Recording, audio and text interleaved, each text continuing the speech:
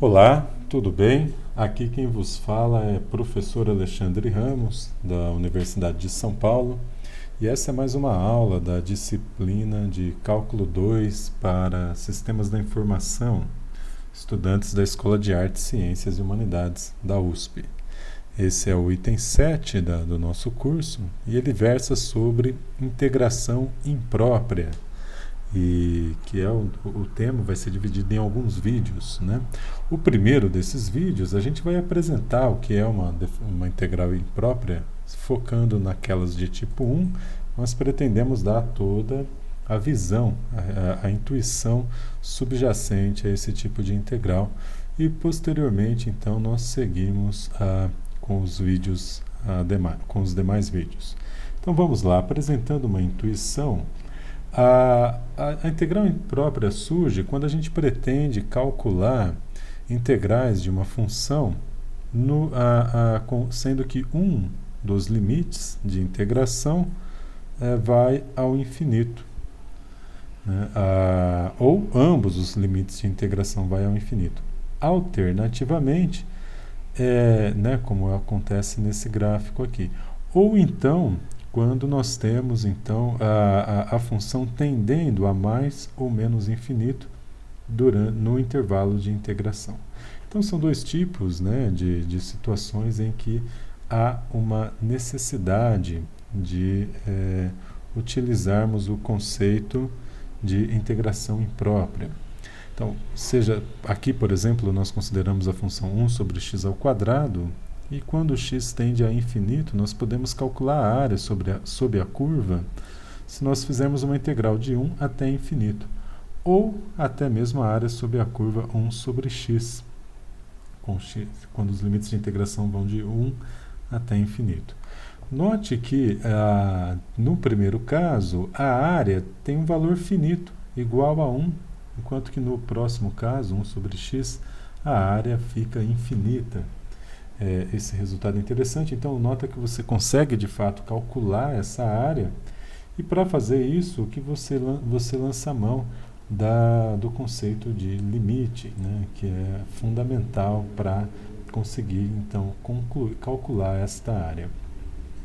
Quando a função tende a infinito dentro do intervalo de integração, também é possível calcular a área sob a curva, mesmo esta, por exemplo, essa em que o limite de integração vai de 2 até 5 e a função é 1 sobre raiz quadrada de x menos 2, então tem uma divergência, né? Quando x tende a 2 pela direita, a função tende a infinito, e mesmo assim nós conseguimos calcular a área da região que vai de 2 até 5, ela dá raiz quadrada de 12.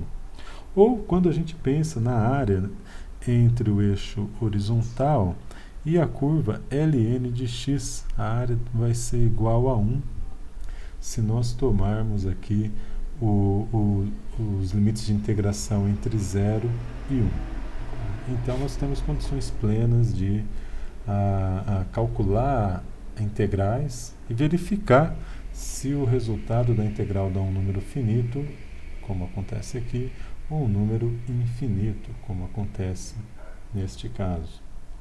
Um terceiro item, um terceiro tópico a ser abordado nesse conjunto de aulas é esse aqui, o teste da comparação. Então, suponha que você tem uma função, uma integral, né, a integral de uma função, que você saiba que calcular a integral analiticamente. Por exemplo, a integral de e elevado a menos x é menos e elevado a menos x. Então, se você consegue calcular essa integral, você pode usá-la para determinar se a integral de uma outra função estritamente menor ou igual à função com integral conhecida no intervalo de integração. Se isso acontece, então você pode usar a integral da função f de x, aqui desenhada em vermelho, né, para determinar se a integral da função, nesse caso representada em azul, tem um valor finito ou não. Então esse é o teste da comparação e ele possibilita que a gente tenha, então, estime ao menos se a área sob uma certa curva tem valor finito ou infinito. Nesse caso, se nós aplicarmos a integral de 1 até infinito, de f de x de igual a e na menos x, então essa integral vai dar 1, né? Essa área toda vermelha vai dar 1. Logo, a área sob a curva azul, se ela é menor, né, necessariamente menor que a área sob a curva vermelha, então a área sob a curva azul também vai ser um número finito, menor, nesse caso menor que 1. Tá. Então, com isso a gente eu finalizo essa breve introdução ao tema integração imprópria, em que eu tento dar uma intuição geométrica sobre o problema que nós vamos enfrentar. Em seguida, eu gostaria de dizer que o cálculo da integração imprópria consiste essencialmente numa aplicação de um conjunto de conceitos já conhecidos por nós. São dois os conceitos: o conceito de integração integral definida e o conceito de limites de uma função, né? Então a gente combina esses dois conceitos para poder aplicar então o cálculo da integração imprópria. Tá bom? Então esse já é um tema de aplicação combinada do conceito de integral definida e do conceito de limite. Com isso, eu gostaria de apresentar a última reflexão desse primeiro vídeo, que consiste em dizer-lhes que quando você vai apresentando a matemática, ela tem uma estrutura tipo building block, né, que você vai do item mais modular, seria a palavra, você vai construindo a partir dos itens mais simples até obter elementos mais complexos. Note aqui que você tem uma coisa absolutamente não intuitiva, que é olhar para uma região definida no intervalo de tamanho infinito e ainda assim verificar que esse item tem uma área de valor finito. Isso é uma coisa não intuitiva. E para conseguir entendermos, calcularmos esse elemento, nós precisamos lançar mão de dois conceitos básicos aprendidos previamente, que são os conceitos de limite e o conceito de integral definida. Essa é uma espécie de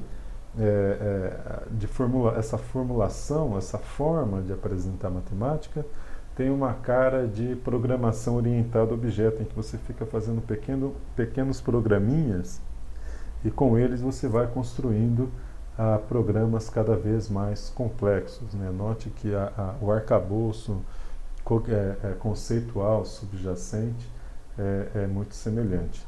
Bom, com isso a gente fecha essa primeira etapa.